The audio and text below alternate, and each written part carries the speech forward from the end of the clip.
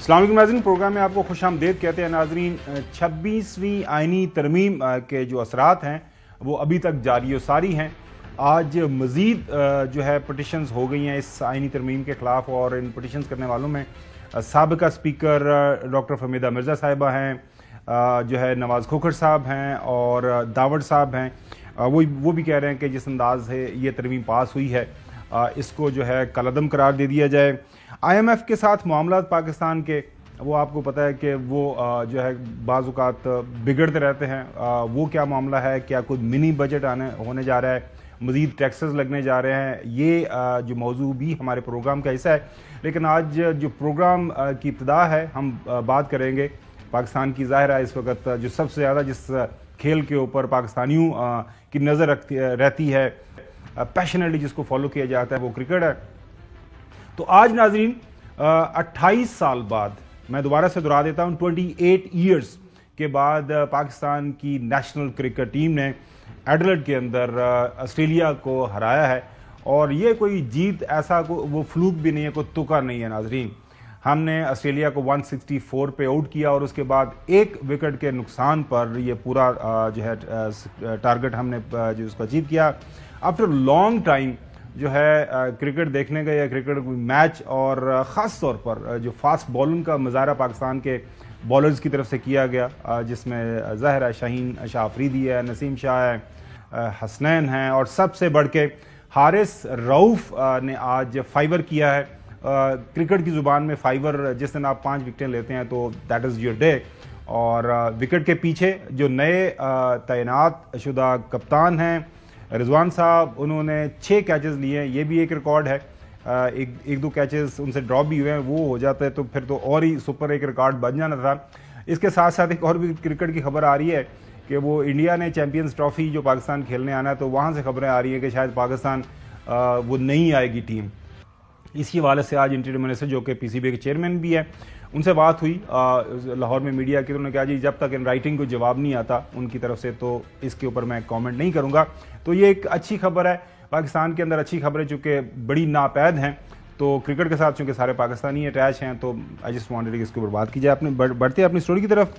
नाज़रीन, आज अख्तर मेंगल साहब, मोहसिन दावड़ साहब, मुस्तफ़ा नवाज़ खोखर साहब साबिक सेनेटर हैं, MNA भी रहे हैं, फहमीदा मिर्ज़ा साहिबा साबिक स्पीकर नेशनल असम्बली है, इन्होंने चैलेंज कर दिया है 26वीं आइनी तरमीम को।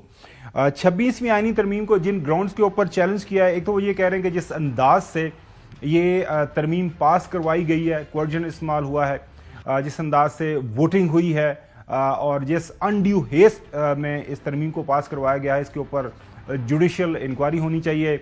साथ में उन्होंने ये भी कहा कि इस तरमीम के नतीजे में जो जुडिशल कमीशन बना उसके जो फैसले हैं उनको सेट असाइड किया जाए, और साथ में प्रैक्टिस एंड प्रोसीजर के अंदर जो तब्दीलियाँ हुई हैं और रिसेंटली जो फैसले हुए और उसके ऊपर अमल दरामद नहीं हुआ, उसको भी इस तरमीम का हिस्सा बनाया गया है। तरमीम के ऊपर जो है ये सारी की सारी बहस जारी है सारी है। आबिद ज़ुबैरी साहब साबिक सुप्रीम कोर्ट जो बार के सदर भी हैं, इन्होंने जो आउट गोइंग चीफ जस्टिस से काजी फाइज़ साहब, उनके सामने एक पटिशन की थी।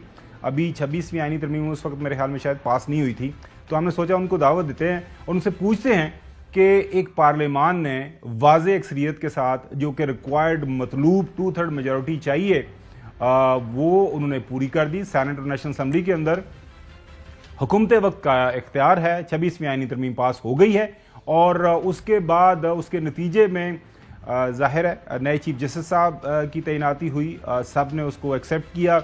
जस्टिस याया अफरीदी साहब इस वक्त पाकिस्तान की चीफ जस्टिस साहब हैं। उसी आइनी तरमीम के नतीजे में जो जुडिशल कमीशन बना, पहले 12 मेंबर, फिर वो 13 मेंबर हो गया, उसने जो फैसले किए, एक आइनी बेंच जो बनाया वो भी मान लिया गया है, जजेस भी उसमें आ रहे हैं। तो अब ये जो चैलेंज हो रही है तरमीम, और इसके अंदर कोई जान है इन चैलेंजेस के अंदर, या फिर एक कार्रवाई ही की जा रही है। आबिद ज़ुबैरी साहब बहुत शुक्रिया। नाज़रीन, हस्बे मामूल मेरे साथ लाहौर से चौधरी गुलाम सैन साहब, कराची से हैदर नकवी साहब, और चूँकि आजकल हसन अयूब अमेरिका में है तो अमेरिका से वो हमारे साथ मौजूद हैं। आबिद ज़ुबैरी साहब बहुत शुक्रिया। सबसे पहले मुझे ये बताइएगा कि ये जो पटिशन्स आपको 8 या 9 के करीब हो गई हैं, अब इनको आपको लग रहा है कि आपको कोई फ़ायदा होगा, या इसके ऊपर कोई आगे मामला बढ़ेगा, फुल कोर्ट बेंच का ये डिमांड की जा रही है। आपको याद होगा प्रैक्टिस प्रोसीजर कमेटी ने भी 30 अक्टूबर को ये डिमांड की थी, एक मीटिंग भी हुई, लेकिन ज़ाहिर है अब प्रैक्टिस प्रोसीजर भी जो है वो भी तब्दील हो गया है, उसको एक एक्ट के जरिए तब्दील कर दिया गया। तो अब ये क्या बनेगा, आपको क्या लग रहा है? हाँ, बिस्मिल्लाहिर्रहमानिर्रहीम। पहले पाकिस्तान टीम को मुबारकबाद। और एक शख्स का आपने नाम नहीं लिया, साइम अयूब, उसने बड़ी अच्छी आज बैटिंग की सर। साइम अयूब और अब्दुल्ला शरीक दोनों जो ओपनर हैं, अब्दुल्ला शरीक जो है वो नॉट आउट रहे हैं और Saim Ayub he scored some 80 odd run. इसलिए मैंने कहा उनको भी मुबारकबाद दी। बाकी आज हमारे बड़े खुशी का दिन है, जैसे आपने कहा बहुत कम होते हैं लेकिन आज खुशी का दिन है जी, माशाल्लाह से। अच्छा देखिए 26 यानी तरमीम को जब हो रही थी उसी वक्त हमने चैलेंज किया था, हमने इसको भी चैलेंज किया। हम लोग 5 मेंबरान हैं पाकिस्तान बार के, हमारी पटिशन फाइल हो चुकी है और काफी दिन हो गए उसको फाइल हुए। फिर हमने मुनीर मलिक साहब ने भी challenge Balochistan high court bar की तरफ से और बलूचिस्तान बार काउंसिल की तरफ से भी 26वीं आईनी तरमीम को चैलेंज कर दिया है, तो वो भी पेंडिंग है। तो ये सारी पटिशन जो आप कह रहे हैं, और आज सलाहुद्दीन अहमद उसने भी इन लोगों की तरफ से जो आपने नाम लिया है पटिशन फाइल कर दी है जी, उनके काउंसिल है। तो देखिए बात यह है कि हम देखिए आपने बात सही कही कि देखिए मुकदमा का इख्तियार होता है कि वो कानून साजी भी करे और वो आईनी तरमीम भी कर सकते। कानून साजी कोई ऐसी कानून साजी नहीं हो सकती जो आपकी बुनियादी हुकूक के खिलाफ है। आर्टिकल 8 उनको ममानियत करता है तो उस पर कतई नहीं, या कॉन्स्टिट्यूशन के किसी आर्टिकल के खिलाफ हो। तरमीम वो कर सकते हैं, और तरमीम के ऊपर जो फैसला ये हुआ है कि देखिए तरमीम, हमारा केस ये है कि कोई तरमीम ऐसी नहीं हो सकती क्योंकि जो एक इंस्टीट्यूशनल कैप्चर कर ले, यानी पार्लियामान ने जुडिशरी को और एग्जीक्यूटिव ने कब्जा कर लिया, मतलब इस तरमीम के थ्रू हर ये तीनों डिपार्टमेंट्स इंडिपेंडेंट होते हैं। हाँ ठीक है, थोड़ा ओवरलैप होता है जरूर, और जैसे आर्ग्यू कर रहे थे जुडिशल ओवर रीच हो गई है और बहुत गलत है और ये जजेस सुप्रीम कोर्ट को ये नहीं करना चाहिए। तो यहाँ तो बिल्कुल तरमीम के थ्रू से पार्लियामानी और गवर्नमेंट की ओवर रीच हो गई है और उन्होंने बिल्कुल इसको कर दिया, अपने ताबे कर लिया, क्योंकि जुडिशल कमीशन में उनको एक अक्सरियत मिल गई है और वो उस अक्सरियत को इस्तेमाल करते हुए अपनी मर्जी की, उन्होंने अभी आपने देखा कॉन्स्टिट्यूशनल बेंच भी बनवा ली। और आज हाई कोर्ट सिंध में भी आई एम श्योर, वो आज मीटिंग थी, मुझे उसका अभी इल्म नहीं है, लेकिन आज सिंध की जी एक गालिबन एक मेंबर उसमें शामिल नहीं थे तो डेफर कर दिया गया। फैसला ये हुआ है कि अगली मीटिंग तक जो तमाम जजेस हैं सिंध हाई कोर्ट के, वो आईनी मामलात के ऊपर जो वहाँ पे जो मुकदमे हैं वो सुन सकते हैं। माशाल्लाह मोहम्मद बूटा, जिनका ये बहुत नाम लेते हैं, बेचारा एक शख्स है कोई मोहम्मद बूटा की, जी मोहम्मद बूटा को इंसाफ नहीं मिलता और पेंडेंसी बहुत होती है। मोहम्मद बूटा तो 5 दिन से मोहम्मद बूटा के कोई केस ही नहीं चल रहे। और देखिए बिगेस्ट प्रॉब्लम जो इसके अंदर है कि आजाद अदलिया को किस तरह से दबाया, कि देखिए आपको ये बात मालूम है मोहम्मद बूटा और आबिद जुबैरी के केसेस नहीं होते पर्सनल, सबसे ज्यादा लिटिगेशन जो कॉन्स्टिट्यूशनल लिटिगेशन होती है। इसके ऊपर बात करते हैं जुबैरी साहब। पहले मैं अपने सारे साथियों से भी जो सवाल वो करना चाह रहे हैं एक एक करके सवाल करें। चोई साहब क्विकली सवाल कर लीजिएगा, बाद में कमेंट हम आपस में कर लेंगे। चोई साहब। नहीं, अब तो सवाल तो है ही नहीं कोई, अब तो जवाब चाहिए हमें कि भाई ये आपने मुल्क को किस गड़े में फेंक दिया है कि यानी अदलिया की आज़ादी, इंडिपेंडेंस ऑफ जुडिशरी और इंसाफ की फराहमी और लोगों की दादरसी को आपने सारे को इंतज़ामिया के मतहत कर दिया है कि वज़ीर आज़म के नॉमिनेटेड लोग जो है वो चीफ जस्टिस पाकिस्तान को मुकर्रर कर रहे हैं, आईनी बेंच को कर रहे हैं और जो मर्जी हो रहा है, और अदलिया को तकरीबन मफलूज कर दिया गया है और लोगों की दाद रसी का जो चैप्टर था वो भी क्लोज होता जा रहा है। पहले ही बहुत ज़्यादतियाँ हो रही थी, अब वो अखीर हो गई है। तो इसमें लगता यह है कि वकला चूँकि तकसीम है तो कोई मौसर तहरीक या दबाव वकला जो है पेश करने से कासर हैं और वो जो मनमानी कर रहे हैं वो होती जाएगी और आबिद जुबैरी साहब अपना रौला रप्पा पांदे रहेंगे, लेकिन हासिल वसूल कुछ नहीं होएगा। ये आपकी वो सवाल मैं कर देता हूं उसको फ्रेम, वो ये है कि क्या वकला इस पोजीशन में हैं क्योंकि इफेक्टिव तहरीक लॉन्च कर सकें? बात बिल्कुल सही है, क्योंकि बार का इलेक्शन हुआ, जीत गई एक साइड, उनके लोग वहां पे नुमाइंदे बैठे हुए हैं, तो सारे मामला तो ठीक चल रहे हैं।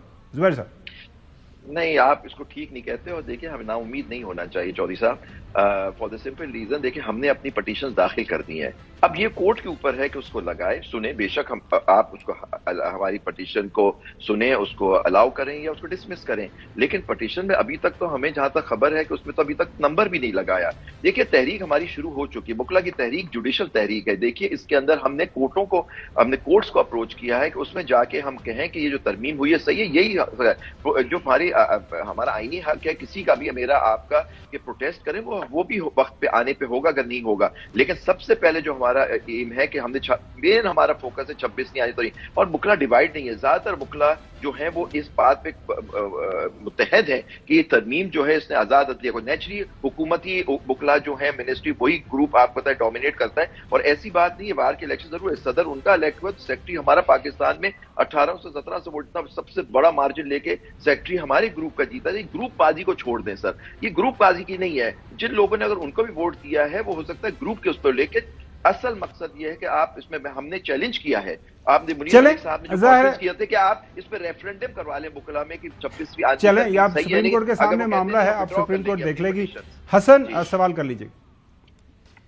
اچھا میں پوچھنا چاہ رہا ہوں عابد زبیری صاحب سے کہ اختر مینگل صاحب نے on the floor of the house اپنا استعفیٰ دیا تھا، تو کیا آج وہ رکن قومی اسمبلی ہیں یا وہ رکن قومی اسمبلی نہیں رہے؟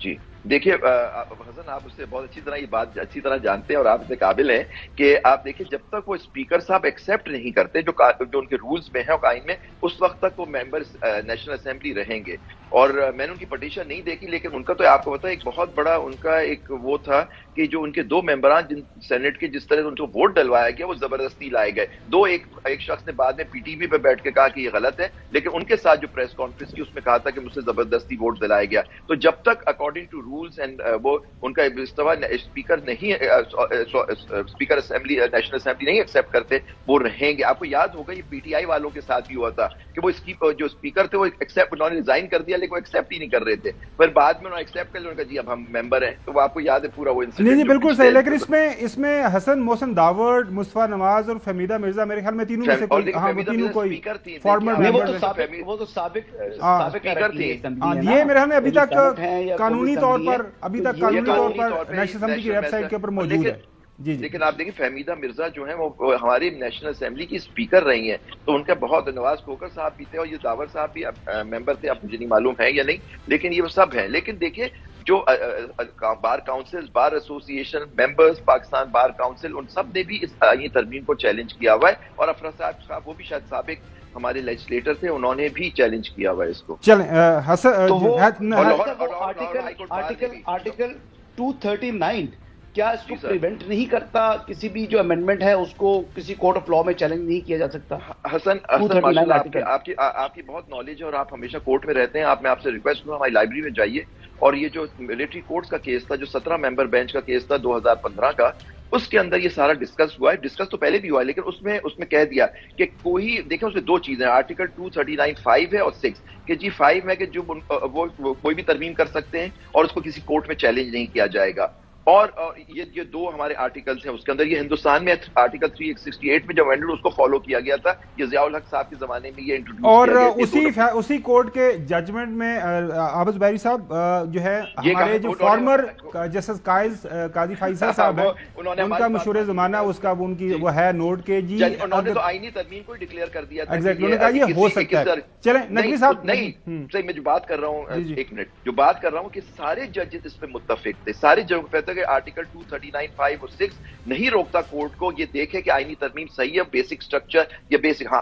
کسی ترمیم کو انہوں نے سیٹ اسائڈ نہیں کیا تھا میجورٹی نے، قاضی فائز صاحب نے تو اس کو سیٹ اسائڈ کر دیا تھا۔ سر بالکل صحیح ہے۔ نقوی صاحب دیکھیں، ایک تو زبیری صاحب ہی سچ اے لیجنڈ ان ہز فیلڈ، اور جو یہ بات کرتے ہیں اتنی مکمل ہوتی ہے کہ اس میں سوال کرنے کی گنجائش نہیں رہتی، لیکن ابھی جو گفتگو اس میں ایک چھوٹی سی بات میرے ذہن میں آئی جو میں پوچھنا چاہ رہا ہوں تھوڑی کلیئرٹی کے۔ جی رکی صاحب، دیکھیں قومی اسمبلی نے ایک ترمیم پاس کی اور بنیاد یہ بنائی گئی پٹیشن ڈالنے کی کہ قومی اسمبلی عدلیہ کے اختیارات کو غصب کرنا چاہتی ہے، جو کہ نہیں کر سکتی۔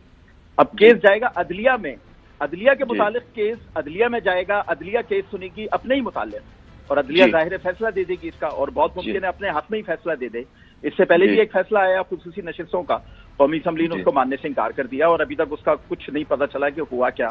اب یہ بھی شاید کوئی فیصلہ آ جائے گا. تو ایک سوال یہ ہے کہ کیا عدلیہ اپنے ہی حق میں فیصلہ دے سکتی ہے، ایک سوال، اور دوسرا اگر فیصلہ آ بھی جاتا ہے عدلیہ کے حق میں تو قومی اسمبلی کا اس کے بعد کیا اختیار ہے؟ دیکھیے نقی صاحب، آپ نے بات کی، آپ ڈرا دیتے ہیں مجھے کہہ کے کہ میں لیجنڈ ہوں یا کیا، اس طرح کی بات نہیں. میں بالکل اس میں کوئی دو رائے نہیں.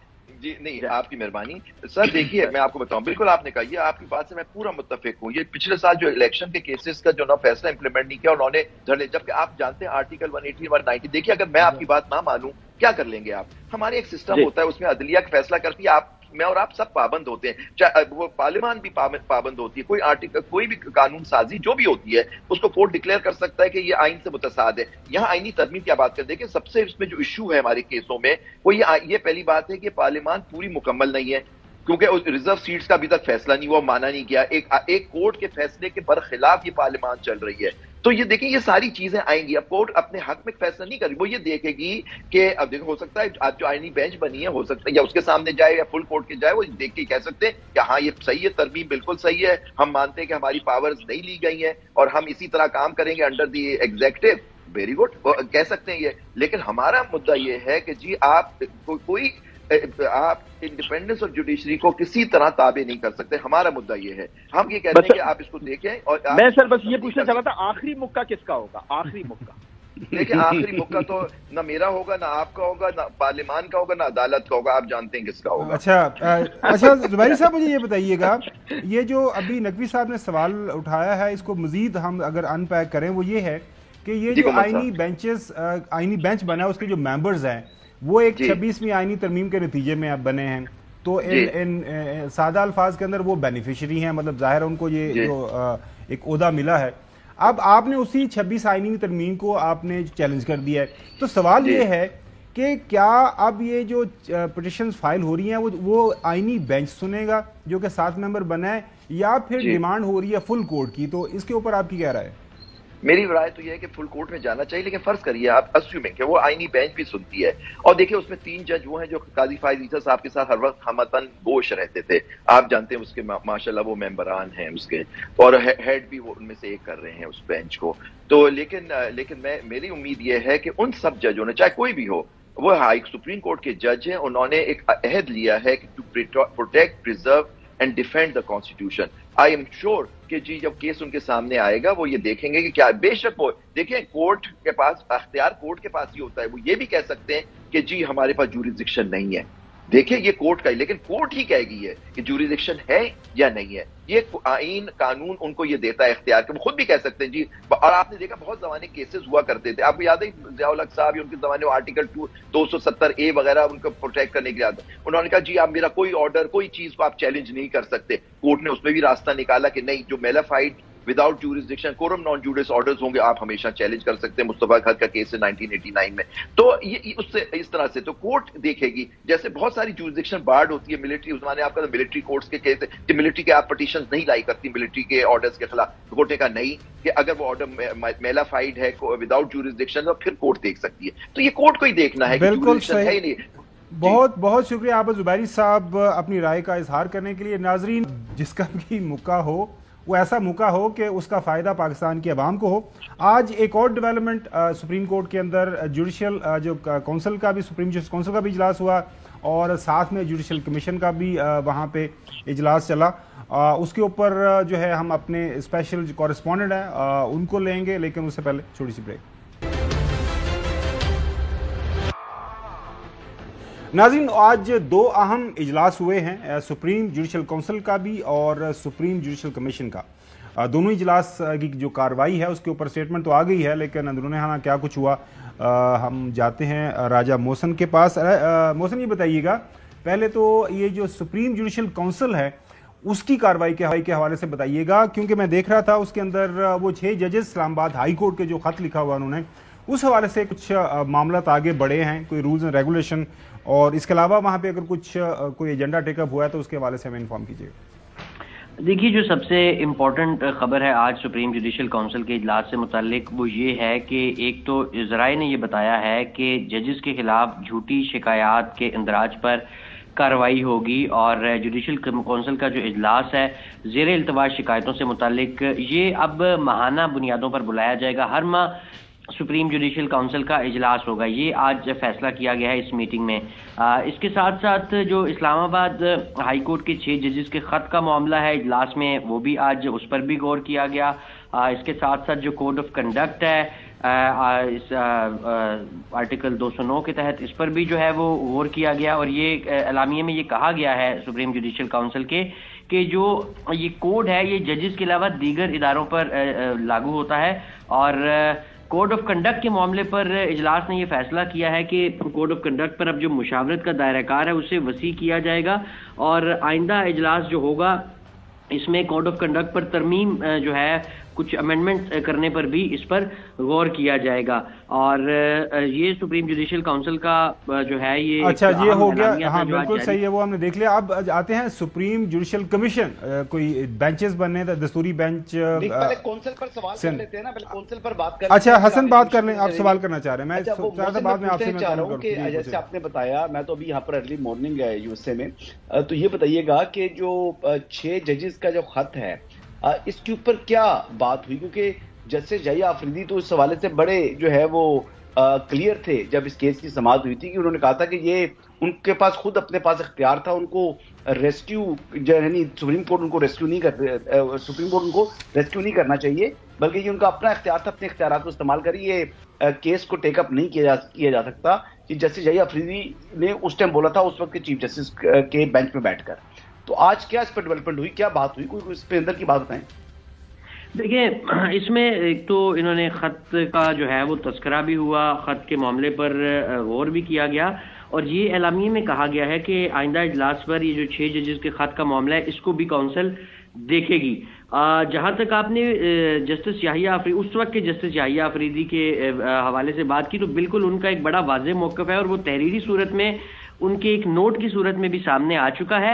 تاہم اب سپریم جوڈیشل یہ کونسل، آپ کو پتہ ہے کہ یہ اس میں پورا سب جو ججز ہیں، جو تمام پوری کونسل ہے، اس کی ایک مشترکہ ان پٹ ہوتی ہے، اور جو اعلامیہ ہے، اعلامیے میں یہ کہا گیا ہے کہ آئندہ جو میٹنگ ہوگی، اب کیونکہ یہ ماہانہ بنیادوں پر یہ میٹنگ رکھی گئی ہے، تو اب ہر ماہ جو آئندہ میٹنگ رکھی گئی ہے اس میں اس خط کے معاملے پر بھی جو ہے وہ کونسل اس معاملے کو نہ صرف دیکھے گی بلکہ رائے موسم، وہ اس لیے میرے خیال میں حسن یہ پوچھنا چاہ رہا ہے کہ اپنے آپ اس کو ریکیوز کو نہیں کر لیں گے چیف جسٹس صاحب، کیونکہ آپ ظاہر ہے ایکس اوفیشیو انہوں نے اس کو چیئر کرنا ہے، تو اس سے اپنے آپ کو علیحدہ تو نہیں کر سکتے کہ جو کہ میں نے اپنی رائے دی ہے، بظاہر جو ہے یہ بڑا مجھے لگتا نہیں ہے، کیونکہ عام طور پہ جب وہ بینچز میں بطور ممبر بیٹھا کرتے تھے تو اس طرح کے معاملوں پر وہ یہ جو جس طرف آپ اشارہ کر رہے ہیں یہ چیزیں ہوا کرتی تھی، لیکن آج اس کے اوپر اب ان کا ایک مختلف کردار ہے ظاہر ایز اے چیئرمین۔ اچھا دوسرا جوڈیشل کمیشن کا بتائیے گا، وہ ڈیفر ہو گیا اجلاس کس وجہ سے، اور وہ خبر یہ ہے کہ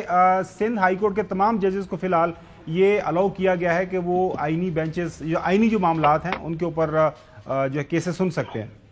دیکھیں اب بالکل آج کیونکہ 2 جو معزز ممبرز تھے اس جوڈیشل کمیشن آف پاکستان کے، ایک جسٹس جمال مندوخیل، وہ کوئی ٹرانزٹ میں تھے، فلائٹ میں تھے، بذریعہ ویڈیو لنک انہوں نے جوائن کیا، لیکن وہ اسے کنٹینیو زیادہ نہیں رکھ پائے۔ اسی طرح جو اختر حسین ایڈوکیٹ ہیں، جو پاکستان بار کونسل کی طرف سے نامزد ممبر ہیں، وہ بھی اپنی اہلیہ کی علالت کے باعث شرکت نہیں کر سکے۔ پھر اس معاملے کو اب مؤخر کر دیا گیا، جو ایجنڈا آئٹم تھا جو سب سے بنیادی طور پہ آج کے جوڈیشل کمیشن آف پاکستان کے اجلاس کا، اور سنگل پوائنٹ ایجنڈے پر غور کیا گیا تھا، اور سندھ ہائی کورٹ کے جو چیف جسٹس ہیں جسٹس محمد شفیع صدیقی، ان کی جو پیش کردہ تجاویز تھیں ان کی توثیق کی گئی ہے، اور یہ کہا گیا ہے کہ آئندہ جب تک یہ جوڈیشل کمیشن آف پاکستان کا جو اجلاس ہوگا 25 کو، تب تک یہ جو ججز ہیں سندھ ہائی کورٹ کے تمام ججز یہ آئینی جو مقدمات ہیں آئینی بینچوں کے لیے 24 نومبر تک اپنا جو کام ہے وہ جاری رکھ سکیں گے۔ اب اسی سنگل پوائنٹ ایجنڈے پر جوڈیشل کمیشن آف پاکستان کا 25 نومبر کو دوبارہ سے پھر اجلاس ہوگا۔ اچھا نقوی صاحب، حیدر نقوی صاحب بھی سوال کرنا چاہیں کر لیں، لیکن محسن تھوڑی دیر پہلے ہم بات کر رہے تھے 26ویں آئینی ترمیم جس کے اوپر مزید پٹیشن ہوئی ہیں، تو اب کوئی 9 کے قریب پٹیشنز ہو گئی ہیں، فل کورٹ ڈیمانڈ کیا جا رہا ہے، کیا خبر ہے سپریم کورٹ سے کہ فل کورٹ بیٹھے گا یا وہ آئینی بینچ کے پاس ہی وہ 7 ممبر کے پاس معاملہ جائے گا؟ دیکھیں اب تو یہ معاملہ آئینی بینچ کے پاس ہی جانا ہے اور پھر ججز کمیٹی میں بھی یہ معاملہ جائے گا. آئینی بینچ کے جو سینئر ترین جج ہیں، جو ہیڈ ہیں، وہ بھی اس ججز کمیٹی کے ممبر ہیں. تو اب وہ ججز کمیٹی نے اس کا فیصلہ کرنا ہے اور آئینی بینچ تشکیل ہی اسی طرح کے آئینی معاملات کے لیے دیے گئے ہیں. اب ریگولر بینچ بالکل صحیح، بالکل صحیح. نقوی صاحب یہ دو معاملات جو زیر بحث ہیں، اس پہ کوئی کامنٹ کرنا چاہیے، سوال کرنا چاہیے تو آپ کر سکتے ہیں. یہی سوال تھا میرا جو آپ نے کر لیا. اچھا چلیں آگے بڑھتے ہیں، اگلی سٹوری کی طرف بڑھتے ہیں. چودھری صاحب اگلی سٹوری جو ہے وہ جب سے ٹرمپ جیتا ہے امریکہ کے اندر ایتھے روڑا بڑا پہ گیا پاکستان، اور روڑا اتنا زیادہ پہ گیا ہوا ہے کہ کچھ سمجھ نہیں آ رہی کہ کون کی کہہ رہا ہے، کون تینوں سنا رہا ہے تو کون نو سنا رہا ہے. اب پرابلم یہ ہے کہ آج میں دیکھ رہا تھا اپنے فارن آفس نے اس کے اوپر رسپونڈ کیا ہے، جو وہاں پہ جو ڈیولپمنٹ ہوئی ہے امریکہ کے اندر. ابھی جو ہے ٹرمپ صاحب نے تو اگلے 20 جنوری اگلے سال ٹیک اوور کرنا ہے charge. Pakistan eyes strong ties with جو ہے ٹرمپ ایڈمنسٹریشن. فارن آفس کی جو اسپوکس پرسن ہے وہ یہ کہہ رہی ہیں کہ non interference in domestic matters corner stone of Pak U S ties. دوسرا یہ بات کر رہی ہیں کہ believe change in U S administration will not affect ties with China. Terms relation with Beijing source of stability. dismisses talk of pressure for Imran's release as speculative. ناظرین آپ کو اگر سمجھ نہیں آئی، ان ناظرین کو جو انگریزی نہیں سمجھ سکتے، وہ یہی کہہ رہے ہیں، جو پاکستان کے فارن آفس نے یہ کہا ہے کہ امریکہ کے اندر جو کچھ ہوا ہے وہ امریکہ کا معاملہ ہے، پاکستان کے ساتھ اس کا کوئی تعلق واسطہ نہیں ہے. اور کوئی ایسی یہ جو اسپیکولیشن ہو رہی ہے، خام خواہ میں ہوا میں بات اڑائی جا رہی ہے کہ ہمارے اوپر پریشر جو ہے عمران خان کی ریلیز کے حوالے سے ہم بالکل کوئی پریشر نہیں لیں گے. لیکن اس کے اوپر بیان بازی کافی ہو رہی ہے، اور سب آپ کو پتہ ہی ہے کہ چوہدری صاحب آپ کے فیوریٹ خواجہ اسد صاحب جو ہے وہ کیسے پیچھے رہ سکتے ہیں. سنیے. ٹرمپ ان کا کون سا مامے کا پتر ہے جو ہے وہ ان کے لیے دوڑتا آئے گا کہ آؤ جی تانوں بچائیے سی، تانوں واپس کاوریج لے کے آئیے. یہ بیوقوف لوگ ہیں یہ جو اس قسم کے خواب دیکھتے ہیں. تو چوہدری صاحب کیوں مطلب کہ باقی صحیح ہے نا، خواجہ صاحب صحیح کہہ رہے ہیں. کیڑا کو مامے دا پتر ہے عمران خان دا کہ وہ مطلب آئے گا تو بچائے گا، جہاز میں بٹھا کے لے کے جائے گا. وہ تو چلے حریری تو آ گیا تھا جہاز لے کے، اب کوئی نہیں جہاز ہونا چاہیے صاحب.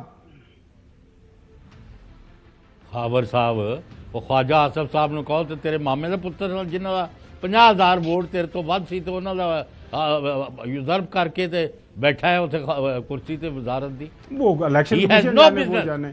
جی جی صاحب لو کمال ہے، الیکشن کمیشن جانے وہ جانے. تو کل کلنٹن تھاڑی چاچی دا پتر سی.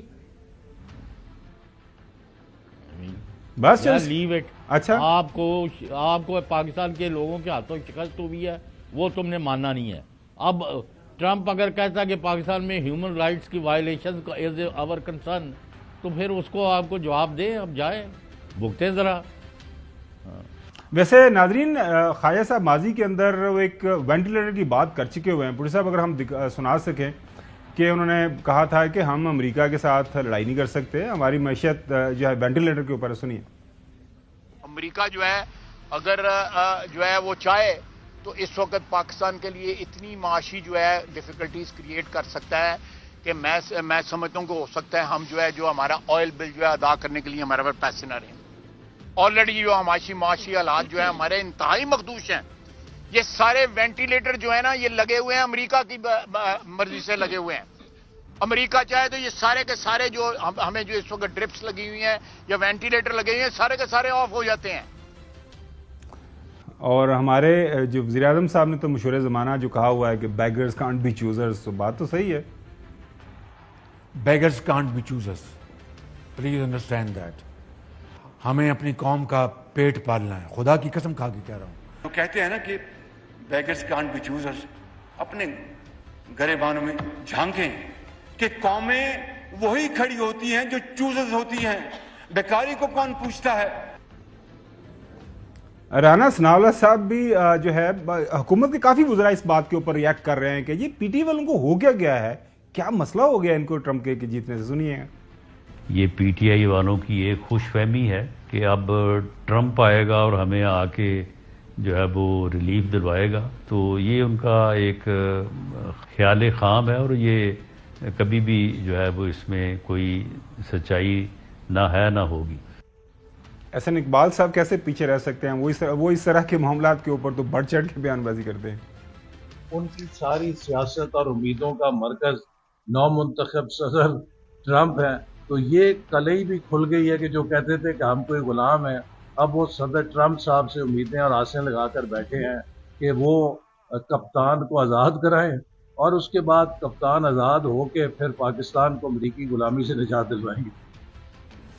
اچھا نقوی صاحب، پتہ نہیں آپ یہ بیان آپ فزیکلی دیکھ سکے ہیں کہ نہیں، باڈی لینگویج جو ہے نا احسن اقبال کی وہ کوئی اتنی وہ جو ہے نا تگڑی وہ والی نہیں ہے. وہ بیچارے مطلب تمہیں پتہ تو ہے نا نقوی صاحب، اتوں کوئی چیز اشارہ ہو گیا، اشارہ ابرو ہو گیا، میں آپ جو سلیس اردو میں بات کر لیتا ہوں، تو پھر آپ کو پتہ یہاں پہ کچھ نہ کچھ چیزیں ہلتی تو ہیں. اس میں تو کوئی یہ سب کو اس بات کا علم ہے. نقوی صاحب دیکھیں، یہ سارا مشاہد حسین نے زیادہ باتیں کی ہیں. اچھا جی نقوی صاحب، یہ جو پاکستان کی فلائٹ واشنگٹن جاتی ہے نا، یہ وایا جدہ جاتی ہے، اور واشنگٹن سے جو فلائٹ آتی ہے وہ بھی وایا جدہ یا دبئی یا جدہ. بالکل صحیح کہہ رہے ہیں. جدہ آپ دیکھ لیں، جدہ آپ کے ساتھ کہاں کھڑا ہوا ہے. آپ کو ٹرمپ کی پوری پالیٹکس کا آگے کا فیوچر کا اندازہ ہو جائے گا. لیکن مجھے ایسا لگتا ہے یہ بار بار جو بات کر رہے ہیں نا، اور اتنے بڑے بڑے وزیر کر رہے ہیں اور بڑا ٹھوک کے یہ بات کر رہے ہیں، یہ ریورس سائیکولوجی ہے جس سے کام لے رہے ہیں. یہ عمران خان کے جو سپورٹرز ہیں یا ووٹرز ہیں، ان کے دماغ میں ڈالنے کی کوشش کر رہے ہیں کہ ہم ڈرے ہوئے ہیں ٹرمپ آئے گا، ہم ڈرے ہوئے ہیں ٹرمپ آئے گا. اس سے کیا ہوگا؟ اس سے جو عمران خان کی اسٹریٹ پاور ہے اس پہ فرق پڑے گا، کیونکہ وہ ریلیکس ہو جائیں گے کہ جی اب تو ٹرمپ آ گیا، اب تو خان صاحب نے باہر آنا ہی آنا ہے. اور جو مشاہد حسین صاحب بھی کام کر رہے ہیں، وہ بھی لگتا ہے یہی کام کر رہے ہیں کہ وہ جو اسٹریٹ پاور ہے وہ کمزور ہو. تو یہ مجھے لگتا ہے ایک ریورس سائیکولوجی کا گیم ہے اور کچھ نہیں. یہ بڑا اچھا نقطہ آپ نے اٹھایا، لیکن یہ میرے خیال میں پی ٹی آئی والوں کے اس بات کا احساس ہے. وہ کیا فرما رہے ہیں سب سے پہلے؟ اچھی بات ہے اگر ہے وہ جو بانی پی ٹی آئی کی جو بہن ہے وہ کیا فرما رہی ہیں؟ سنیے حسن خاور صاحب. میں آتا ہوں جی حسن. ڈونلڈ ٹرمپ ہمارا ابا ہے یا ہم اس کی کالونی ہے؟ یہ مجھے سمجھ نہیں آتی کہ ڈونلڈ ٹرمپ امریکہ کا پریزیڈنٹ آ رہا ہے، ہم کون ہیں؟ ہم پاکستانی ہیں. پی ٹی آئی کے لوگ کہہ رہے ہیں، میری بات سنیں، میرا نہیں خیال کوئی کہہ رہا ہے. 24 کروڑ ہم پاکستانی، ہمیں اپنی عزت کا تو خیال کرنا چاہیے کہ ہم اپنے حق کے لیے خود کھڑے ہو. جو ایکٹنگ چیئرمین ہیں بیرسٹر گوہر صاحب، وہ بھی اسی طرح کے کچھ خیالات کا اظہار کر رہے ہیں. کیا ہم کسی بیرونی ملک کے بشمول امریکہ کے انتظار میں ہیں کہ وہ کوئی ہیلپ آؤٹ کرے؟ اور ہم کہتے ہیں نہیں. جس انداز میں خان صاحب نے کہا تھا وہ ایبسولوٹلی ناٹ ہی ہے.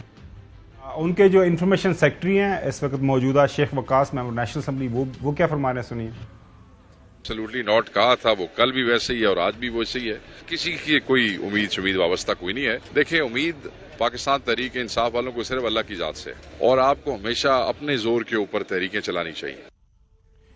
اور زرتاج گل صاحبہ پارلیمانی جو ہیں آپ کو لیڈر ہیں پی ٹی آئی کی نیشنل اسمبلی کے اندر، وہ سنیے کیا فرما رہے ہیں. نظر تو پی ایم ایل این کی، پی ڈی ایم کی ٹرمپ کے الیکشن کے اوپر تھی.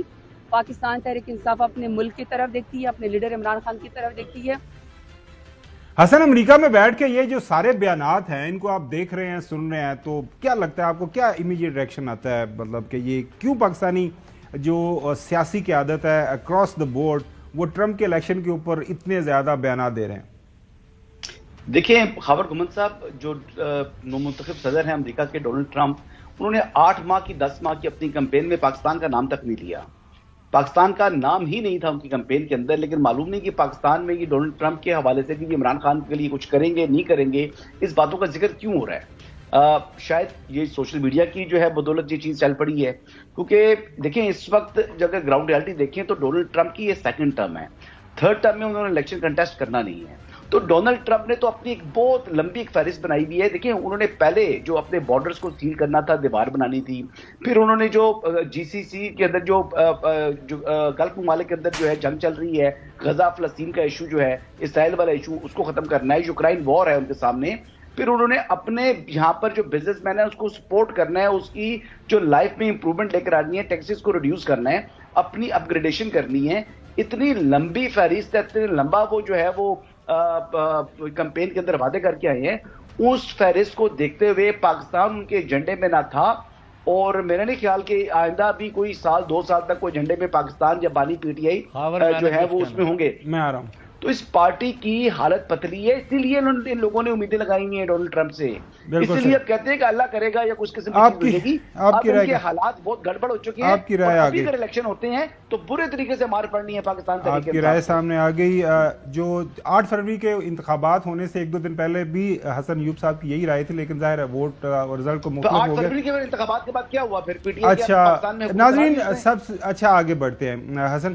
اچھا چوہدری صاحب، حالیہ تاریخ کے اندر جو ریسنٹ جو پاکستان کی ہسٹری ہوئی ہے اس میں 2 بڑے جو قیدی لیڈر تھے سیاسی، ان کو وہ باہر نکلے تھے امریکہ کی ہیلپ سے، محترم نواز شریف صاحب آپ کو یاد ہے، اس کے بعد آپ کو پتا ہے کہ بلاول بھٹو زرداری صاحب کے والد صاحب اور محترمہ بینظیر بھٹو صاحب کے شوہر نامدار موجودہ صدر وہ بھی جیل سے نکلے باہر، تو آپ کو پتا ہے وہ ایک ڈیل کا حصہ۔ چوہدری صاحب آپ کچھ کہنا چاہ رہے ہیں؟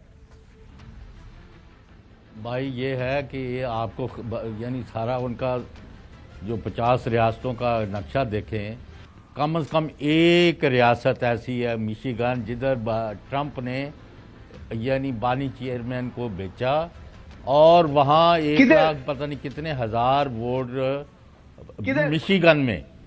حسن سن لیں Michigan even a single word about Pakistan, جو سب کریکٹ کر لیں اپنے آپ کو۔ بھائی آپ کو پتہ ہے کچھ نہیں ہے، فضول جب آپ بات کرتے غلط بیانی کرتے ہیں ہم چپ کر کے سنتے رہتے ہیں۔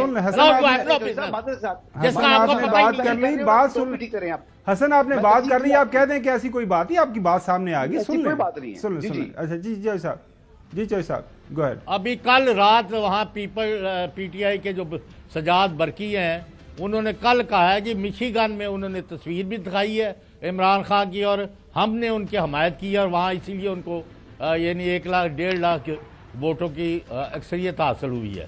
پتہ نہیں کہاں بیٹھ کے اپنی طرف سے نظریے کرتے ہو، نہ تمہاری یہاں کوئی بات پوری ہوئی تھی اور پی ٹی آئی نے تمام تمہارے اندازے غلط کیے۔ پنڈی میں ہو احتجاج، اسلام آباد میں ہو سوابی جلسہ ہو، لاہور جلسہ ہو، اسلام آباد ہو، پی ٹی آئی اور کل پھر دیکھ لینا اپنے کسی مامے چاچا، آپ نے تو کہا تھا کہ 500 بندہ نہیں آئے گا، آپ خود ہی کہہ رہے ہو کہ 2000 بندہ جیل میں۔ کل سوابی کے اندر الیکشن ہونا ہے، سوری الیکشن میں کہہ رہا ہوں، وہاں پہ بھی جلسہ کیا ہوا پی ٹی آئی والوں نے، الیکشن ہی ہوتا ہے لوگوں کو بلایا جاتا ہے، تو آپ دیکھیں کتنے لوگ آتے ہیں۔ بریک تو جاتا ہے، بریک کے بعد بات آئی ایم ایف کے ساتھ جو معاملات چل رہے ہیں پاکستان کے، کیا نئے ٹیکسز لگنے جا رہے ہیں، کوئی منی بجٹ جو ہے آ رہا ہے، اس حوالے سے ہمارے نمائندے شعیب نظامی صاحب ہمارے ساتھ موجود ہوں گے، ان سے کچھ خبریں جانتے ہیں۔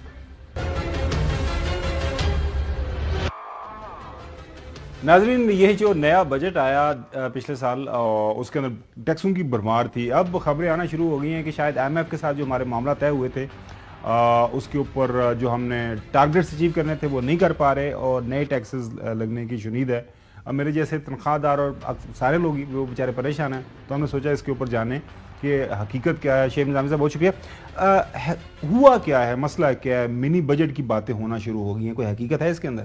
جی حقیقت ہے اس کے اندر، کیونکہ تقریباً جو ہم اس وقت صورتحال یہ 190 بلین کا جو سخت ٹیکس شارٹ فال ہے جو پہلے کوارٹر کے اندر ہی ہے، اس کے بعد جو ہے یہ مزید خدشہ ہے تقریباً 500 ارب روپے تک یہ پہنچے گا، تو اس کے ابھی سے اقدامات جو ہے وہ کیے جانے، جس میں کچھ ٹیکس کی چھوٹ ہیں جو کہ مختلف این جی اوز کو دی جاتی ہیں، ان کے اندر ان کو محدود کیا جائے گا جو سیکنڈ شیڈول کے اندر آتی ہے۔